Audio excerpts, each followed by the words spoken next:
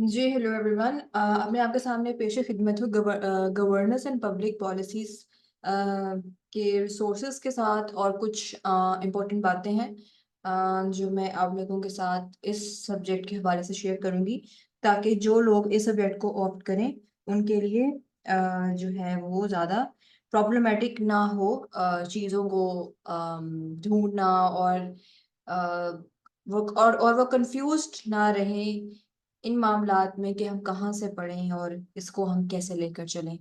तो अब हम स्टार्ट करते हैं।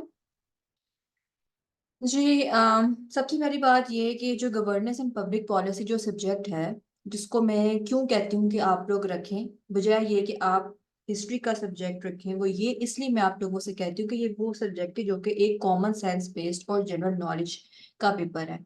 आप पास पेपर्स देखें और सिलेबस देखें तो आपको ये आइडिया हो जाता है कि हम इसमें वो चीज़ें कर रहे होते हैं जो हम रोज़मर्रा वैसे ही हम स्टडी कर रहे हैं, अखबार में पढ़ रहे हैं, और जो है पाकिस्तान अफेयर्स को स्टडी कर रहे हैं, हम करंट अफेयर्स को स्टडी कर रहे हैं, तो बहुत सारी चीज़ें वहां से भी आप उठा के इस सब्जेक्ट में डाल सकते हैं। But when it comes to a history subject, तो आपको पता है कि हिस्ट्री सब्जेक्ट की खास कोनोटेशन होती है। अगर आप कोई हिस्टोरिकल सब्जेक्ट्स रख रहे हैं तो ऑब्वियसली वो कुछ तारीख में खास चीजें हैं जो आपने क्रैम करनी है, और हो सकता है कि वो तारीख में होने वाली चीजें इस प्रेजेंट सिचुएशन में आपके इतने काम ना आए, और आपको जो है ये हिस्ट्री सब्जेक्ट जो है, मुझे मुझे पर्सनली ऐसे लगता है कि ये आपका टाइम भी बहुत वेस्ट करता है। हालांकि अगर आप गवर्नेंस एंड पब्लिक पॉलिसी रखते हैं तो आप अपना टाइम वेस्ट नहीं कर रहे, इन अ सेंस कि आप साथ जब आप इसकी तैयारी कर रहे हैं तो इसके साथ साथ आप कुछ और सब्जेक्ट्स भी होंगे जिसकी आप साथ तैयारी कर रहे होंगे। ठीक है। और मुझे ऐसा लगता है कि आप हिस्ट्री के जब सब्जेक्ट्स पढ़ते हैं तो आप जो है प्रेजेंट से हट जाते हैं, माजी में होने वाली चीज़ों को अलग से याद करते हैं, और यूं ऐसा लगता है कि आप उसके लिए एक अलग से अपना टाइम आप निकाल रहे हैं, और वो सब्जेक्ट आपको कोई खास हेल्प नहीं कर रहा दूसरे सब्जेक्ट्स में। सही है। अब मैं गवर्नेंस एंड पब्लिक पॉलिसी की और क्यों इसकी तारीफ करती हूँ, वो मैं इसलिए करती हूँ कि मैंने जो है आई रिमेम्बर मैंने 2 अटेम्प्ट्स दी, और उसमें मैंने दोनों अटेम्प्ट्स में यूएस हिस्ट्री को रखा, और मेरे लिए ये सब्जेक्ट बहुत प्रॉब्लमेटिक साबित हुआ। क्यों? एक तो ये रीजन थी कि आप 2023 का पास पेपर निकालें तो वो बहुत अजीबोगरीब किस्म का था।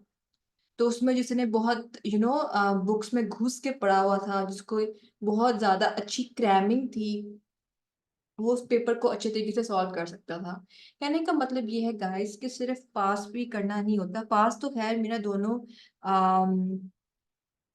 बारी में हो गया था, लेकिन आपने अच्छे नंबर लेने होते हैं जिसमें आपने जो है स्टैंड आउट करना है। सो व्हेन जब मैं थर्ड अटेम्प्ट की तैयारी कर रही थी तो मैंने गवर्नेंस एंड पब्लिक पॉलिसी जो है वो रखा था, और ये सब्जेक्ट मेरा आराम से, मैं बड़े आराम आराम से कर रही थी, और ये आराम से 1 महीने में मेरे से हो भी गया था।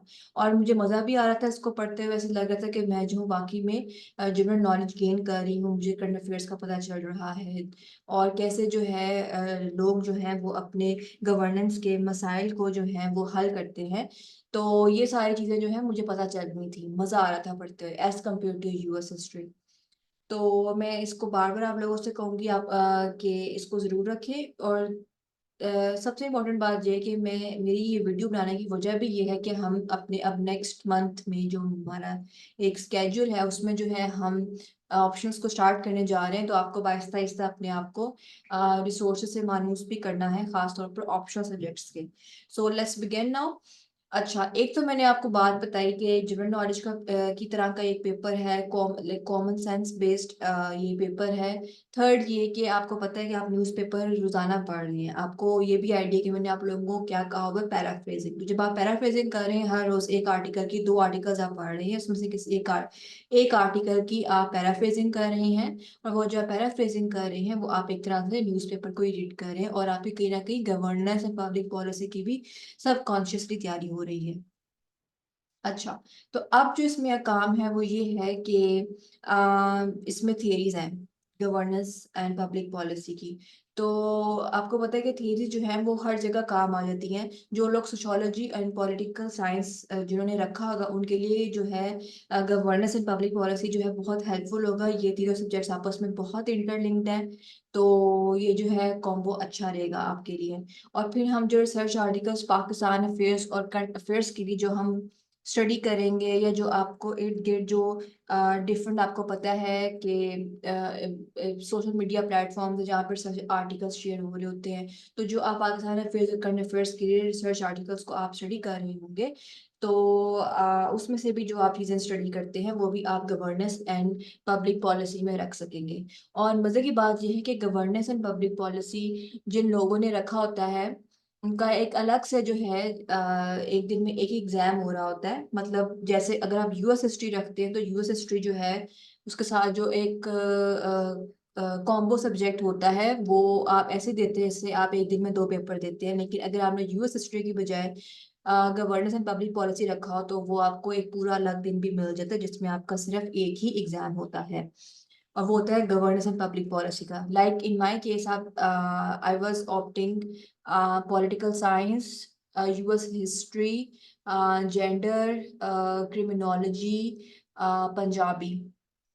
सही है। तो इसमें क्या था कि यूएस हिस्ट्री जो था वो किसी और सब्जेक्ट के साथ था मेरे इन्हीं कॉम्बिनेशन में से, तो मुझे जो है वो हर दिन मुझे 2 पेपर देने पड़ रहे थे। लेकिन जो governance and public policy policy जो सब्जेक्ट है वो अगले दिन उसका एग्जाम था, तो अगर मैं वो रखती तो वो मेरा अगले दिन होना था एग्जाम, मतलब एक दिन में एक पेपर होना होना था। तो वो भी एक कामिंग और सूथिंग इफेक्ट होता है आपके माइंड में कि अब ये वाला जो है पेपर, ये मैंने एक दिन में एक ही पेपर देना है, तो एक आपको मेंटल सेटिस्फेक्शन भी मिलती है। सो मेरे पास बहुत सारे रीजंस हैं इस सब्जेक्ट को रखवाने के। अम, मैं सीरियसली बहुत रिग्रेट करती हूँ कि मुझे जो है ये पहली 2 अटेम्प्ट्स में जो है गवर्नेंस एंड पब्लिक पॉलिसी रखना चाहिए था as compare to US history. अच्छा, जो मेन बुक्स हैं इसके लिए मैं आप लोगों के लिए सिर्फ 2 बुक सजेस्ट करूंगी। एक तो ये है the Oxford handbook of public policy edited by Michael Moran, Martin Rein and Robert E Gooden.